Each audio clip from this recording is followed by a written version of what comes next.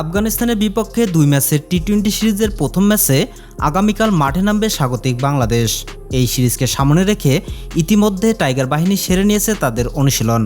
এই সিরিজে দলে ফিরেছেন রনি তালুকদার, শামীম হোসেন পাটোয়ারি এবং রিশাদ হোসেন। ওয়ানডে একাদশে খেলা আফিফ হোসেনকে রাখা হয়েছে স্কোয়াডের বাইরে। তার জায়গায় 7 নম্বর পজিশনে খেলবেন শামীম হোসেন পাটোয়ারি। এছাড়া দলে ফিরেছেন লেগ স্পিনার রিশাদ। আফগানদের বিপক্ষে এই লেগ স্পিনার রশিদ খানের ভূমিকা পালন করতে পারে কিনা সেটি দেখার অপেক্ষা রয়েছে টিম ম্যানেজমেন্ট। সাকিব আল হাসানের নেতৃত্বে আগামীকাল সন্ধ্যা 6টায় মাঠে নামবে বাংলাদেশ। তবে চলুন এক নজরে দেখে নেওয়া যাক আফগানদের বিপক্ষে টাইগারদের সম্ভাব্য একাদশ।